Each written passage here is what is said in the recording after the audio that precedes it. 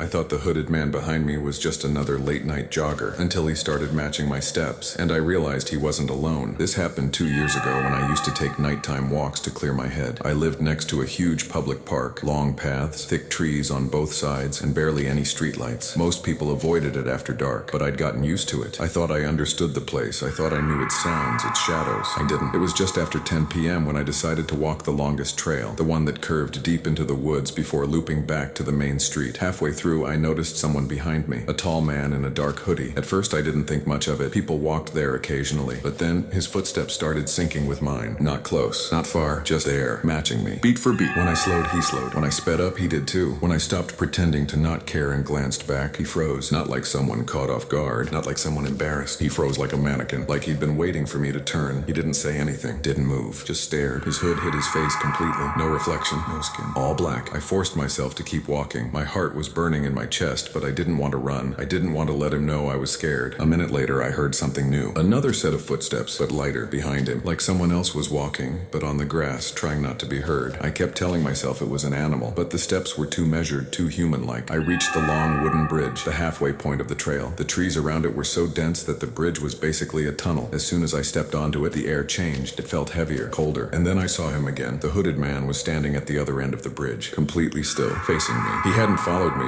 He'd somehow gotten ahead of me. There was no way I would have seen him pass. He would have made noise, but here he was. And then I heard it again. Footsteps behind me. Soft, slow, getting closer. For a second, I thought I was trapped. One in front, one behind. I didn't know what to do, so I stepped backward into the trees, off the trail, trying to hide behind a trunk. My breath was shaking so badly I had to cover my mouth. The footsteps behind me stopped, right where I had been standing. The hooded man on the bridge turned his head, like he sensed exactly where I was hiding. And then another head appeared beside him. Someone else. Shorter, hair covering their face. Barefoot. Two of them now. Watching, waiting. I ran, not toward the exit, not toward the houses, just straight into the trees, down a slope, over roots and rocks. I didn't care where I went as long as it wasn't near that bridge. I didn't stop until the sounds behind me disappeared completely. When I finally reached a street and made it home, I collapsed on my couch, drenched in sweat, shaking uncontrollably. I convinced myself it was some sick prank, a coincidence, something explainable. But the next morning, when I walked past my front door, there were footprints. Two sets, one large, one small, leading toward my home, stopping right at my door. And beneath my doormat, someone had placed a small smooth stone, the same stones that lined the wooden bridge in the park. I never walked there at night again. Before you go, if this story unsettled you even a little, make sure to like the video and subscribe for more true style horror stories every week. Stay safe, especially at night.